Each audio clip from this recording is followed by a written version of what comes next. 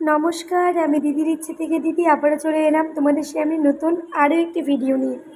আশা করছি তোমরা সবাই খুব ভালো আছো, আমরাও ভালো আছি।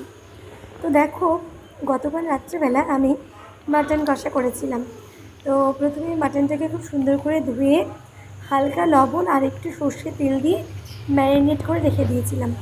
আলু কেটে ডুমো ডুমো করে রেখেছি। তার পাশে আমি দুটো মশলা করে নিয়েছি।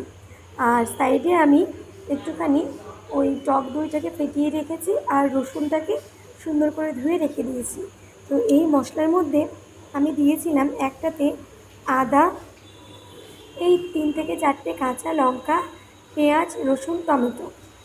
আর সাইডে আরেকটা মশলা আমি করেছি, সেটা হলো লঙ্কা গুঁড়ো, জিরে গুঁড়ো, আর তার মধ্যে দিয়েছিলাম শুকনো লঙ্কা গুঁড়ো, আর তার সাথে ছিল একটু কাশ্মীরি লঙ্কার গুঁড়ো, অল্প একটু ধনে গুঁড়ো, আর ছিল জিরে।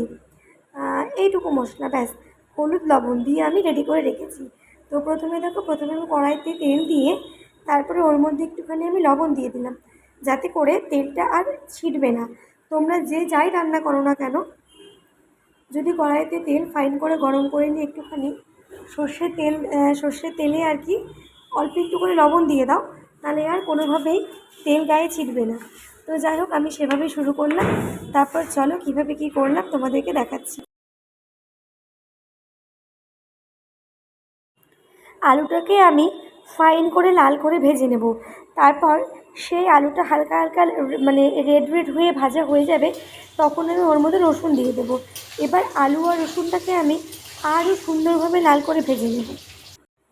এবার দেখো, আলুগুলোকে রসুনগুলোকে আমি তুলে নেব একটা বাটিতে। আর এই তেলের মধ্যেই আমি দিয়ে দেব আমি যে সর্ষের তেল আর লবণ দিয়ে যে মাংসটাকে ম্যারিনেট করে রেখেছিলাম, সেই মাংসটা ছেড়ে দেব। এবার মাংসটাও আমি সুন্দর করে একটুখানি ভেজে নেব।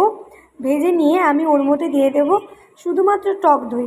এবার টক দই আর মাংসটা প্রায় 5 থেকে 7 মিনিট ধরে আমি নাড়িয়ে চাড়িয়ে নেব। তারপর আমি আস্তে আস্তে মশলাগুলোকে অ্যাড করে দেব। এইভাবেই আমি মাংসটাকে রান্না করলাম। এবার তোমরা পুরো ভিডিওটা দেখতে থাকো। আশা করি তোমাদের ভালো লাগবে। যদি ভালো লেগে থাকে অবশ্যই একটা লাইক আর কমেন্ট করতে কিন্তু কেউ ভুলো না। ছোট্ট করে একটা সাবস্ক্রাইব করে দিও। চলো, আর কথা বেশি বাড়াবো না, তোমরা দেখে নাও আমি কীভাবে কি মাংসটাকে রান্না করলাম।